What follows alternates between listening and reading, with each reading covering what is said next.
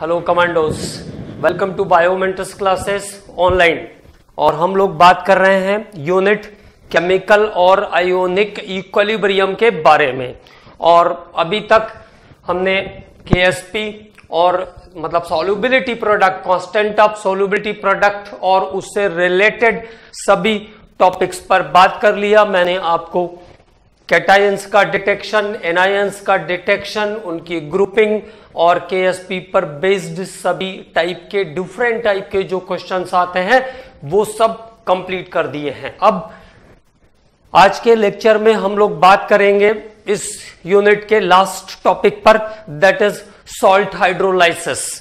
तो the new topic is salt hydrolysis. आज हमको बात करना है सॉल्ट हाइड्रोलाइसिस के बारे में। और हल्का फुल्का मैंने आपको इसके बारे में पहले भी बताया था कि जब किसी सॉल्ट को हम वाटर के अंदर डालते हैं तो क्या होता है, इंटरैक्शन, वाटर के इंटरैक्शन के कारण वो सॉल्यूशन के पीएच वैल्यू को चेंज करता है।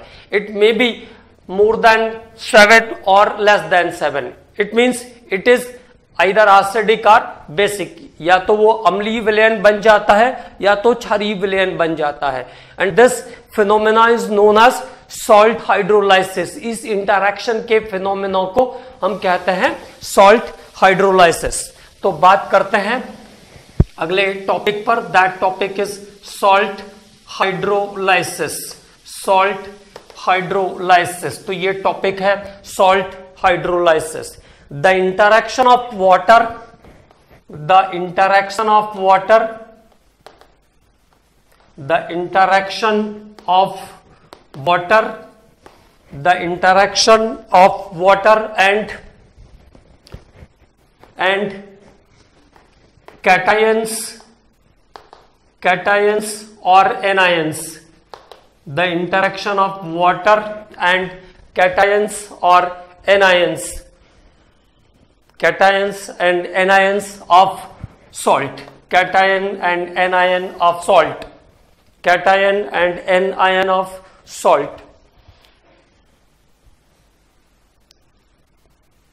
cations and anions of salt, interaction of water and cations or anions of salt affect the pH value of the solution, affected the pH value of solution, affected the pH value of solution, affected the pH value of solution, affected the pH value of solution. This interaction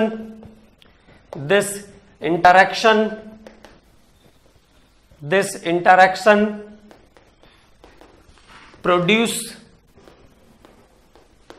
solution of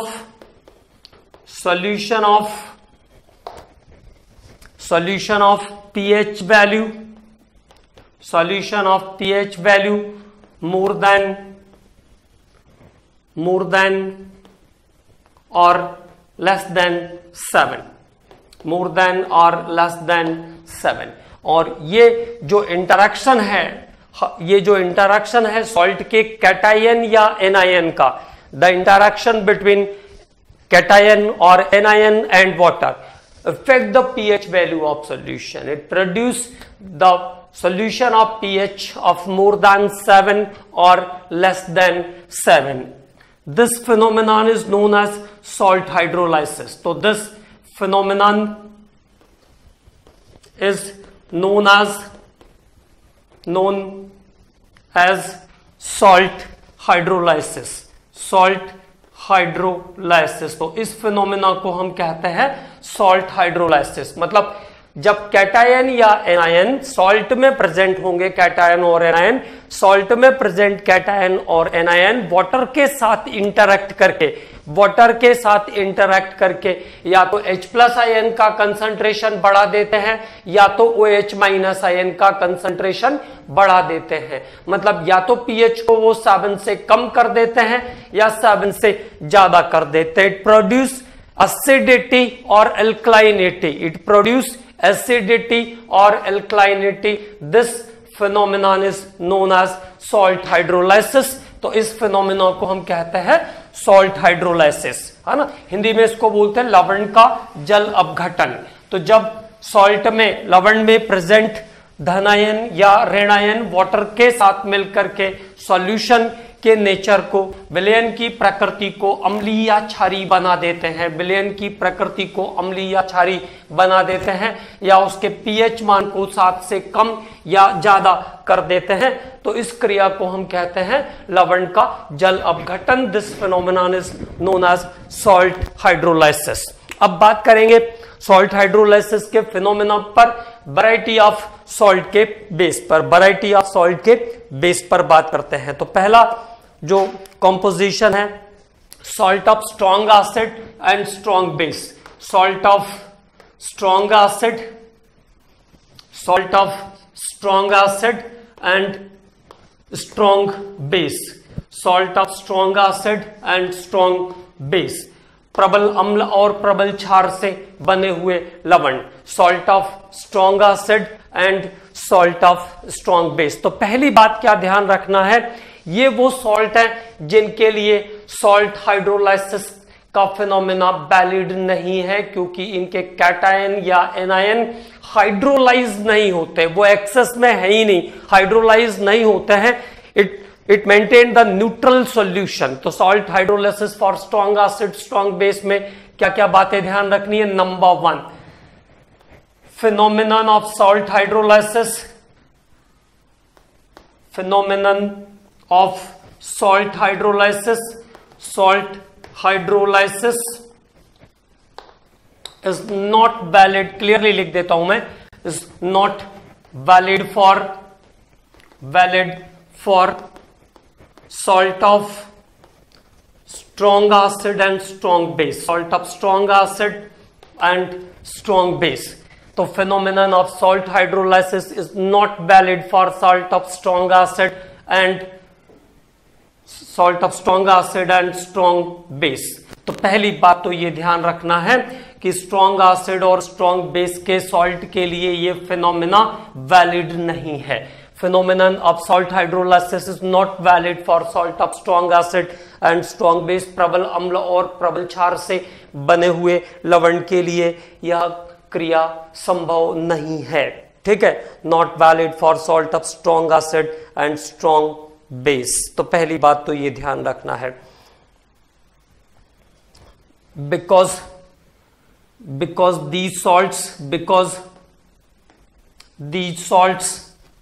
these salts are simply ionized, क्योंकि ये जो salt है ये simply ionisation show करते हैं, simply ionise. Do not undergo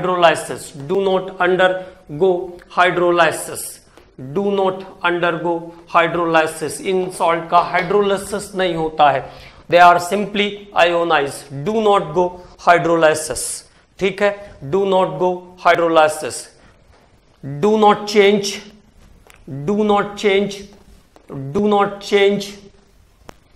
the pH of the solution, do not change the pH of the solution, do not change the pH of the solution। ये salt solution के pH value को भी change नहीं करते हैं। Do not change the pH of the solution, it means it do not produce acidity और एल्कलाइनिटी, do not produce acidity और एल्कलाइनिटी। तो एक पॉइंट हम और ले लेते हैं, डू नॉट प्रोड्यूस द, यहां से क्लियर हो गई है बात, do not change the pH of the solution. ये वो सॉल्ट है जो सॉल्यूशन के पीएच को चेंज नहीं करते हैं, it means do not produce the acidity और एल्कलाइनिटी। तो ये एसिडिटी या एल्कलाइनिटी प्रोड्यूस नहीं करते हैं, जबकि सॉल्ट हाइड्रोलिसिस का फिनोमेना केवल उन्हीं सॉल्ट के लिए वैलिड होता है जो कि एसिडिटी या एल्कलाइनिटी प्रोड्यूस करते हैं। अब ऐसा क्यों होता है इन सॉल्ट में, उसके बारे में भी हम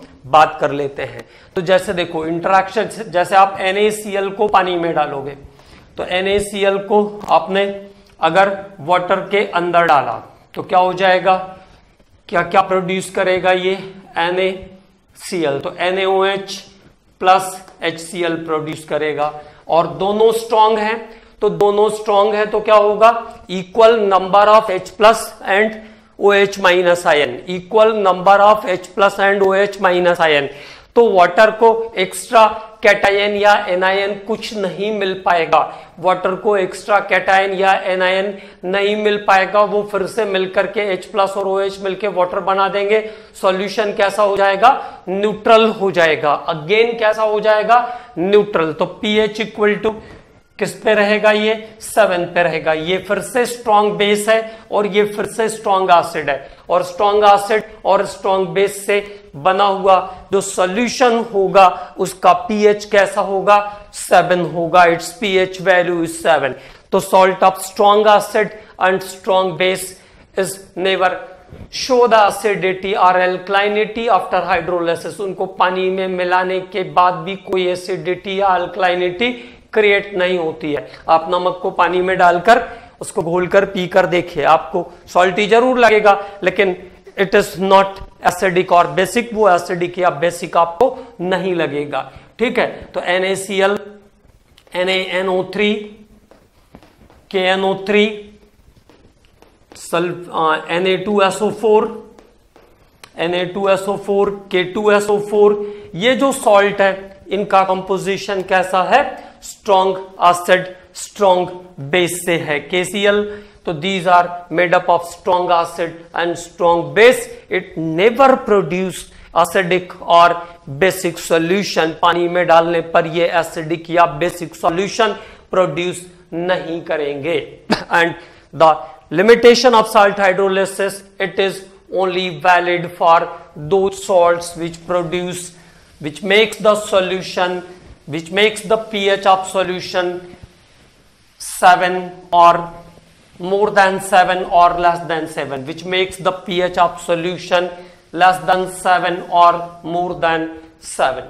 तो पहली बात तो ये ध्यान रखना है कि जो स्ट्रॉन्ग एसिड स्ट्रॉन्ग बेस के सॉल्ट हैं उनके लिए ये फिनोमेना वैलिड नहीं है। अब जैसे मान लीजिए आपसे कभी पूछते हैं कि Na2SO4 होगा, Na2SO4, इस क्वेश्चन भी इसी फॉर्मेट में आते हैं। Na2SO4 होगा, कैसा होगा, मतलब मे बी एसिडिक और बेसिक और न्यूट्रल। तो क्या हो जाएगा, देखो Na2SO4 को आप वाटर से ट्रीट करो, तो सॉल्ट हाइड्रोलाइसिस का जब भी कोई क्वेश्चन आपको सॉल्ट मिलेगा तो क्या करना है, उसको वाटर के साथ ट्रीट करना है। It produce 2NaOH plus H2SO4। तो स्ट्रॉन्ग बेस है ये और ये स्ट्रॉन्ग एसिड है। दिस इज स्ट्रॉन्ग एसिड, तो it is salt of strong acid and strong base. तो इट प्रोड्यूस न्यूट्रल सॉल्यूशन। ये क्या प्रोड्यूस करेगा, इट प्रोड्यूस न्यूट्रल सॉल्यूशन। तो कभी भी स्ट्रॉन्ग एसिड और स्ट्रॉन्ग बेस से बने हुए जो सॉल्ट होंगे उनका pH वैल्यू 7 होगा, और ये सिंपली आयोनाइज होते हैं, ये हाइड्रोलाइज नहीं होते हैं, ये बात ध्यान रखना है। It is simply ionise, do not get hydrolyse. Okay, तो now the pH of this solution is 7। तो ये हुआ आपका स्ट्रॉन्ग एसिड और स्ट्रॉन्ग बेस का कंपोजिशन। अब salt of weak acid strong base पर बात करते हैं। Salt of weak acid strong base, weak acid strong base मतलब एसिड का पोर्शन कैसा है, वीक है, और बेस का पोर्शन कैसा है, स्ट्रॉन्ग है। Like CH3COONA, CH3COONA, NaHCO3, Na2CO3, week acid strong base Na2CO3। Okay, तो ये ऐसे सॉल्ट है। K2CO3, KCN, K2CO3, KCN, ये वो सॉल्ट है जो स्ट्रॉन्ग बेस और वीक एसिड से मिलकर बने हुए हैं। These are composed of weak acid and strong base. अब देखो पहले यहीं से शुरू करते हैं। तो अगर मान लो कभी पूछा कि KCN का सॉल्यूशन कैसा होगा, तो KCN को क्या करना है, पानी में डालना है। What is produce, KOH plus KOH produce करेगा और HCN प्रोड्यूस करेगा। तो KOH कैसा है, स्ट्रॉन्ग बेस है, स्ट्रॉन्ग बेस। फर्स्ट और सेकंड ग्रुप के जो बेसिस हैं it is included in strong base, और ये कैसा है, वीक एसिड है, दिस इज वीक एसिड। तो स्ट्रॉन्ग बेस है एक, अब दोनों तो स्ट्रॉन्ग है नहीं, एक ही स्ट्रॉन्ग है, तो it produce more number of OH minus ion, और that OH minus ion is hydrolyse, जो बचे हुए OH माइनस आयन होंगे न्यूट्रलाइजेशन के बाद फिर वो हाइड्रोलाइज होंगे, इट गेट हाइड्रोलाइज, ओके। तो now the solution is alkaline in nature, its pH value is more than 7, ज्यादा नंबर ऑफ OH आयन बचे रहेंगे तो इस सॉल्यूशन का pH कैसा होगा, मोर देन 7 होगा, and it show the phenomena of salt hydrolysis. तो क्या बात क्लियर हो गई, ओके क्या बात क्लियर हो गई, it is composition of strong base and week acid, strong base and weak acid makes the pH of solution more than 7, और ये सॉल्यूशन के pH को कैसा करेगा, 7 से ज्यादा बना देगा, makes the solution of pH value of more than 7। इस टाइप के जो सॉल्ट हैं उनके सॉल्यूशन का pH वैल्यू 7 से ज्यादा होगा। तो अगर कभी पूछा कि KCN या NCH3CONA, NaHCO3, Na2CO3 इनके सॉल्यूशंस कैसे होंगे, तो रिमेनिंग और रिजल्टिंग सॉल्यूशन इज अल्कलाइन,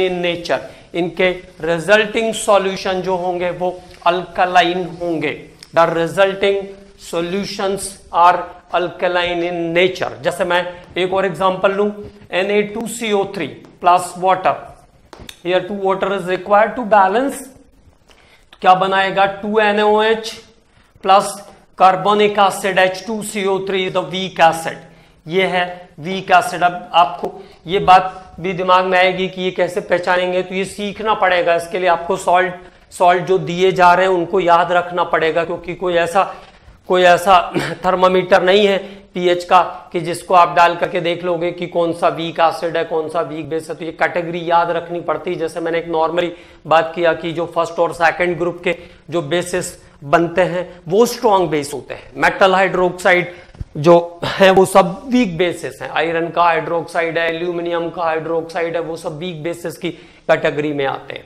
ठीक है। तो there is NaOH is the strong base, तो resultant solution is alkaline, resultant solution कैसा होगा, अल्कलाइन होगा। And what is about the pH, तो pH value of this solution is more than 7, इस solution की pH वैल्यू 7 से ज्यादा होगी, pH value of the solution is more than 7। अब और क्या क्या चीजें इसमें रिक्वायर्ड होती है उनके बारे में भी थोड़ी बात करते हैं, मतलब फॉर्मूला भी यहीं से लिखते हुए आगे चलते हैं डिफरेंट टाइप के सॉल्ट के लिए।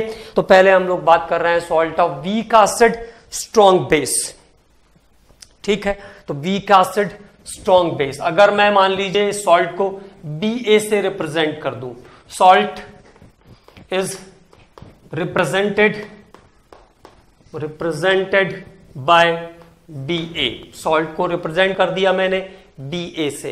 तो अगर Ba को आप वाटर के साथ डालोगे तो जो बेस वाला हिस्सा है, जैसे NaOH, तो Na क्या कर रहा था, OH के साथ जा रहा था, तो कैटायन OH आयन के साथ जाएगा और क्या बना देगा, BOH बना देगा, और क्या बन गया यहां पे, Ha बन जाएगा। सिंपली हमने उसको NaOH की जगह Ba कंसीड कर लिया है, बस इतनी सी बात है और ऐसा कुछ नहीं। तो वाटर के साथ जाएगा तो BOH और Ha बनाएगा।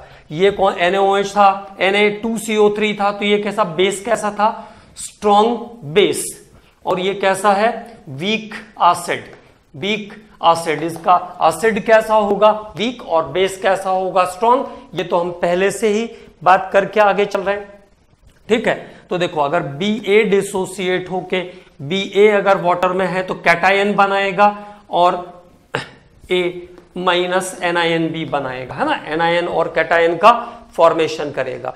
अब ये जो आपके पास जो एनायन है, anion negative charge ion, negative charge ion जब वाटर से रिएक्ट करेगा तो उसको क्या चाहिए, ओनली H चाहिए। ये हाइड्रोलिसिस हो रहा है, देखिए एनायनिक हाइड्रोलिसिस भी कहते हैं इसीलिए इस फिनोमेना को।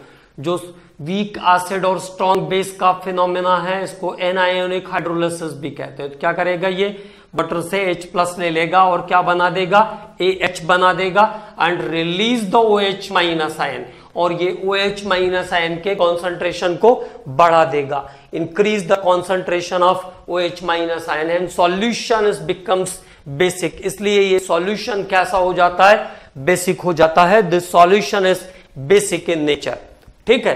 तो ये सॉल्यूशन कैसा हो जाएगा, बेसिक इन नेचर हो जाएगा। यहां से ये बात क्लियर हो रही है, OH आयन का कॉन्सेंट्रेशन बढ़ जाएगा।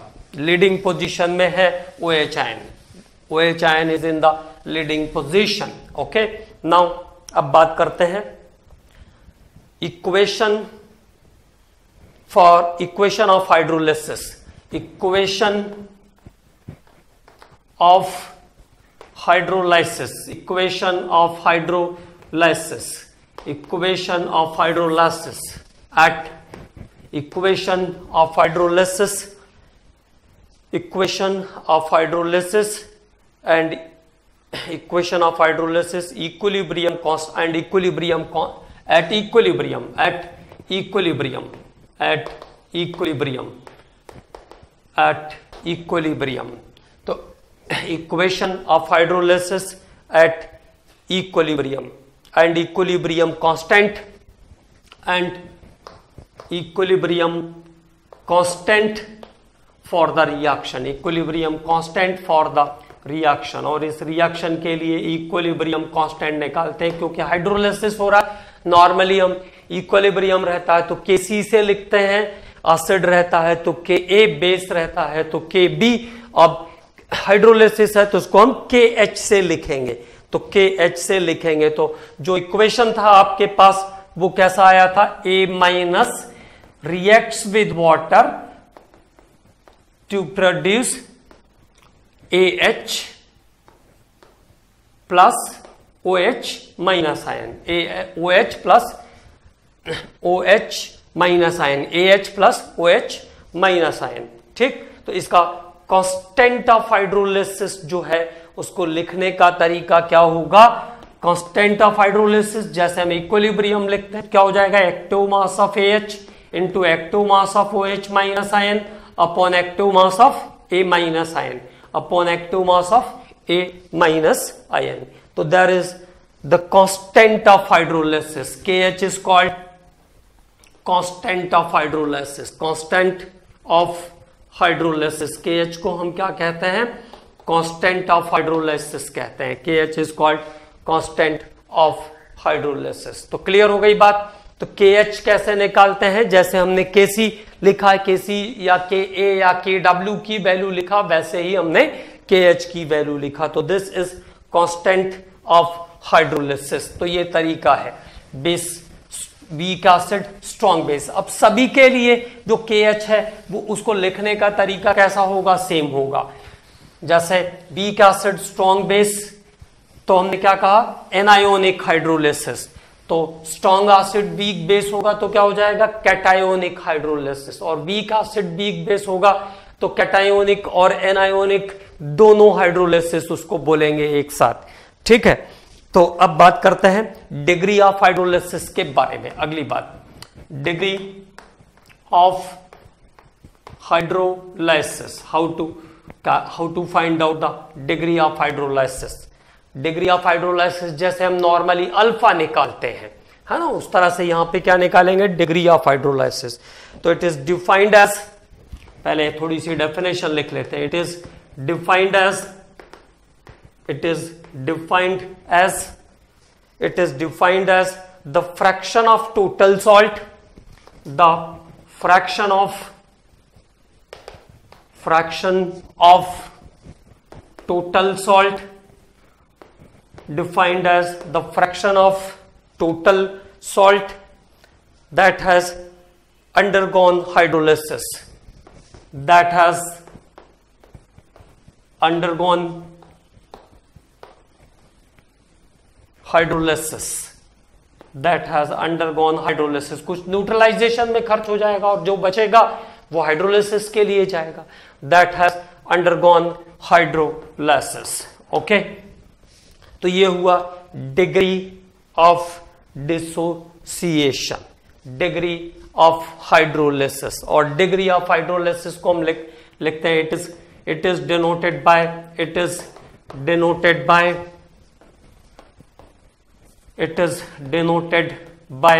H and concentration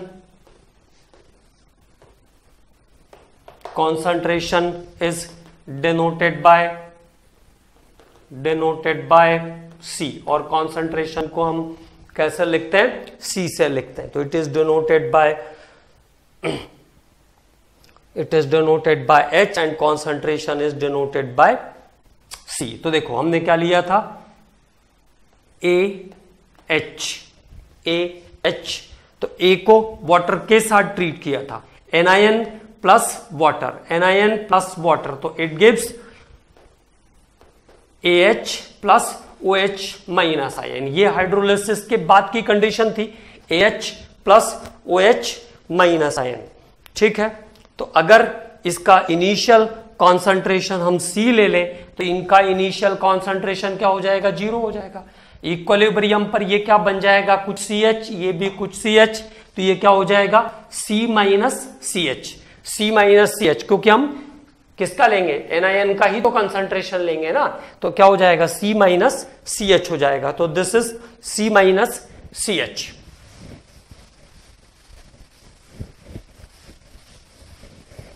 this is C minus CH. तो अब बात करते हैं अगर हम इसके KH के बारे में. तो अगर आप इसका KH देखोगे तो कैसे निकलेगा इसका KH? एक्टिव मास ऑफ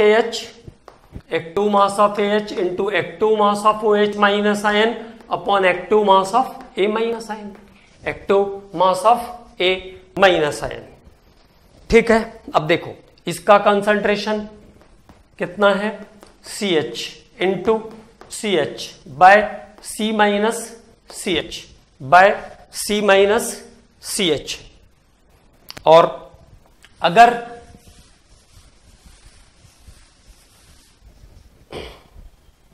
तो ये हो गया C माइनस CH. ओके, तो सॉल्व करने पर कितना आ जाएगा? KH इक्वल टू आ जाएगा CH का स्क्वायर अपॉन 1. अगर C को हम 1 कर दें, कंसंट्रेशन इज 1, अगर कंसंट्रेशन को 1 कर दें तो ये क्या आ जाएगा? इफ C इक्वल टू 1, तो इक्विलिब्रियम की बात हो रही, तो क्या हो जाएगा? CH square upon 1 minus CH. तो KH इक्वल टू क्या आ जाएगा? KH इक्वल टू आ जाएगा CH square upon 1 minus H. C1 हो गया, तो क्या हो जाएगा? 1 माइनस H. और यहां से हमको अब H की वैल्यू देखनी है. तो अज्यूमिंग अगर हम ऐसा करें, क्या हो रहा है? CH square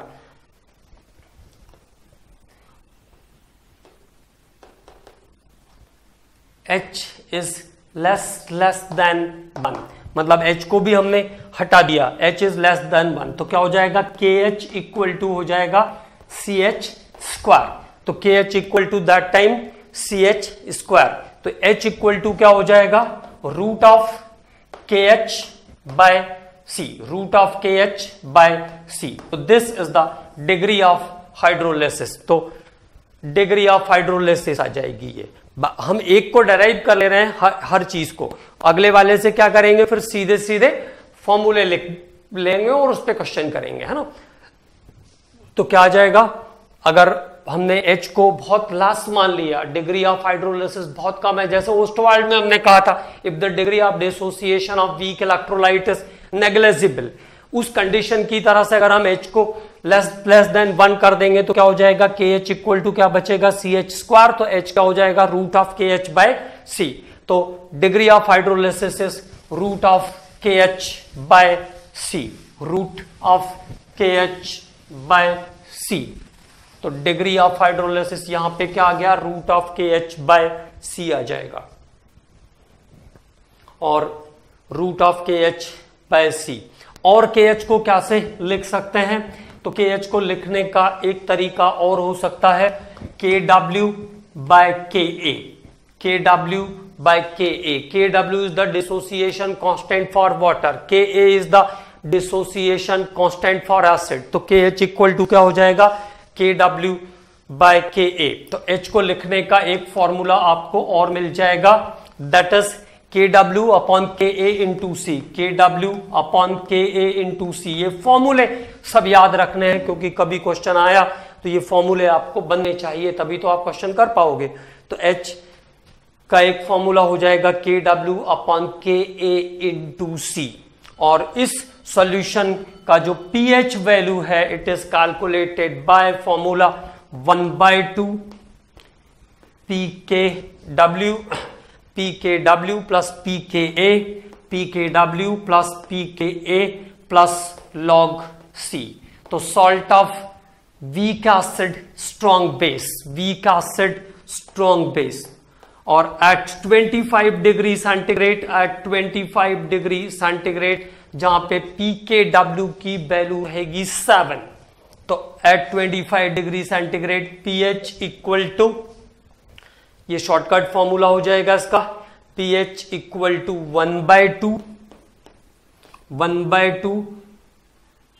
pKW plus pKa, pKW plus pKa plus log C, plus log C, plus log C is the formula for weak acid strong base। तो ये इसके pH के कैलकुलेशन का फॉर्मूला है। This is formula for calculation of pH of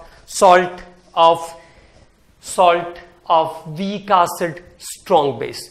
तो H कैसे निकलेगा, KW/KA into C से, और pH कैसे निकलेगा, pKW plus pKa plus log C। Okay, तो there is all the important formula related with the salt of weak acid strong base. अब इसके दूसरे फैक्टर पे काम करते हैं। Second, salt of strong acid weak base, salt of strong acid weak base, strong acid weak base, salt of strong acid weak base। तो now the formula is that salt of weak acid strong acid weak base, strong acid like जैसे मैंने कहा AlCl3, ZnCl2, CuCl2, okay,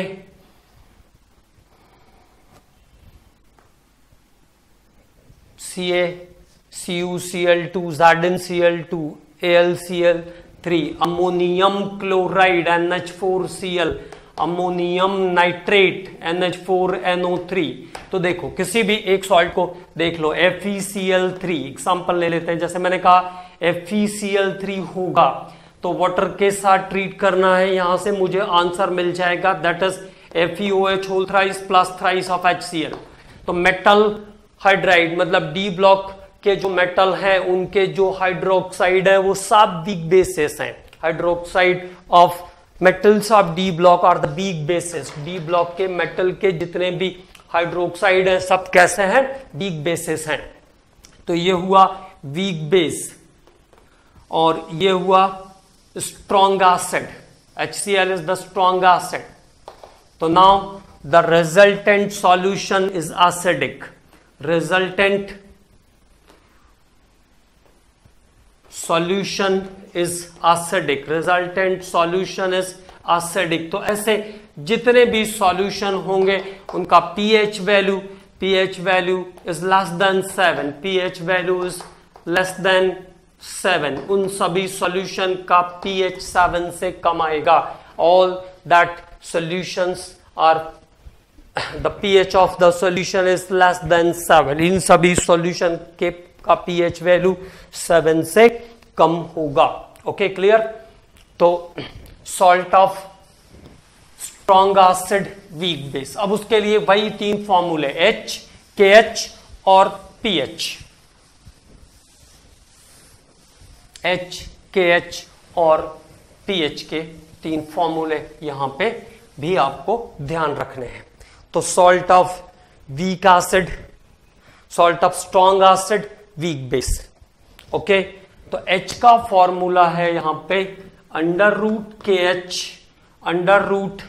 KH by C, और KH क्या है? Constant of hydrolysis, और H क्या है? Degree of hydrolysis. और KH का जो फॉर्मूला है यहां पे KH equal to KW by KB, KW by KB। KH का फॉर्मूला क्या हो जाएगा? वहां पे क्या था? KW बाय KA, क्योंकि वहां पे NiN जो सॉल्ट वाला पोर्शन था वो हाइड्रोलाइज हो रहा था। ठीक है, तो यहां पे क्या हो जाएगा? OH आयन हाइड्रोलाइज होगा, तो KW by KB, KW by KB। और H को कैलकुलेट करने का एक और फॉर्मूला होगा, that is root of KW upon KB into C, KB into C, KB into C। And pH of such solutions, और इन सॉल्यूशन का जो pH वैल्यू होगा that is 1/2 pKW minus PKB minus log C। तो that is the solution formula for calculation of pH, PKW minus PKB minus PKB minus log C। और at 25 degree centigrade, और जब 25 degree centigrade पर बात करेंगे तो pH equal to हो जाएगा 1/2, और ये वैल्यू आ जाएगी आपकी 7, है ना? PKW की वैल्यू आ जाएगी 7। तो 7 plus 1/2 PKB minus log C। तो ये थोड़ा छोटा हो जाएगा formula. 7 there is 7 minus 1/2, 7 minus 1/2 PKB plus log C, PKB plus log C, PKB plus log C। Okay clear. अब बात करते हैं अगले फॉर्मूले पर। Next formula for salt of weak acid weak base, salt of weak acid weak base.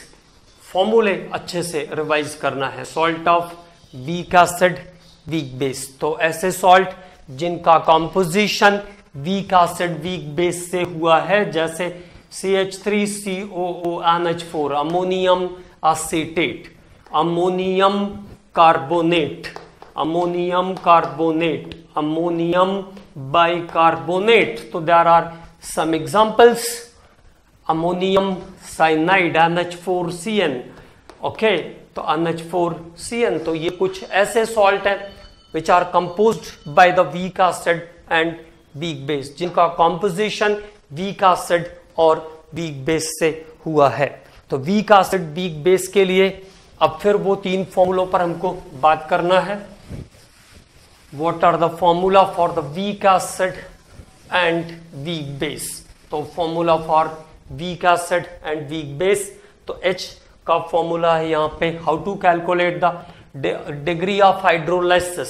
तो degree of hydrolysis is calculated by root KH by 1 plus root KH, 1 plus root KH, there is degree of hydrolysis, and here the KH is calculated by KW upon KA into KB, KW upon KA into KB, and the pH of the solution is calculated by 1 by 2. pH of the solution is calculated by 1 by 2 pKw plus pKa, pKw plus pKa minus pKb at 25 degree centigrade. At 25 degree centigrade, the pH of the solution is 7 plus 1 by 2 pKa minus pKb, pKa minus pKb, pKa minus pKb. So there is the formula for the calculation of H hydrolysis, degree of hydrolysis, constant of hydrolysis and pH. तो तीनों ही salt में हमको ये तीन combined फॉर्मूले ध्यान रखना है. H कैसे निकालते हैं, KH कैसे निकालते हैं और pH कैसे निकालते हैं. कॉमनली जो क्वेश्चन आता है वो pH निकालने के लिए ही आएगा. कॉमनली जो क्वेश्चन आता है वो pH निकालने के लिए आता है. तो चलिए एक क्वेश्चन की प्रैक्टिस कर लेते हैं. एक दो क्वेश्चन इन पे प्रैक्टिस करेंगे और कुछ और क्वेश्चंस की प्रैक्टिस हमें इस यूनिट के अंदर करना है. जैसा मैंने आपको कहा है तो कुछ सेलेक्ट मोस्टली, लेकिन मैंने देखा, मैं सर्च कर रहा था तो मोस्टली क्वेश्चंस मैंने आपको मोस्टली हर टाइप के क्वेश्चंस करा दिए हैं जो एग्जाम्स में आते हैं. ठीक है ना.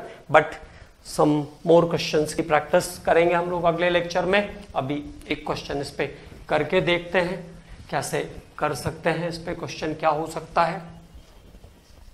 ठीक है, तो चलिए एक क्वेश्चन करते हैं. Salt of,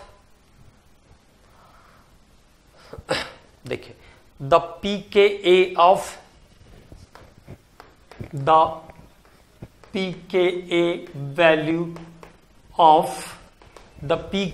value of acetic acid and pKa value of acetic acid and pKb value of ammonium hydroxide, pKb value of ammonium hydroxide are 4.76 and 4.75. 4.76 and 4.75. Calculate the pH. Calculate the pH of the sodium acetate. क्या है, ammonium है ना, तो ammonium acetate हो जाएगा. Calculate the pH of the ammonium acetate solution. तो ammonium acetate solution का pH value निकालना है. तो सबसे पहले जब भी इस टाइप का सॉल्ट वाला क्वेश्चन दिखेगा तो सबसे पहले क्या इंडिकेट करना है. सबसे पहले अपने दिमाग के इंडिकेटर से ये लाना है कि कौन सा सॉल्ट है ये. तो कैसा है, वीक एसिड वीक बेस. तब फॉर्मूले की बात सोचना है. वीक एसिड वीक बेस किसका कॉम्पोजिशन है, ये वीक एसिड वीक बेस का कॉम्पोजिशन है. It is composed of weak acid and weak base. तो what is the formula, pH equal to 7 plus 1 by 2 pKa minus pKb, pKa minus pKb, pKa minus pKb. तो ये हो जाएगा 7 plus 1 by 2 कितना है, 4.76. 4.76 minus 4.75. तो now it is 0.1. तो कितना आ जाएगा, 0.1 डिवाइडेड बाय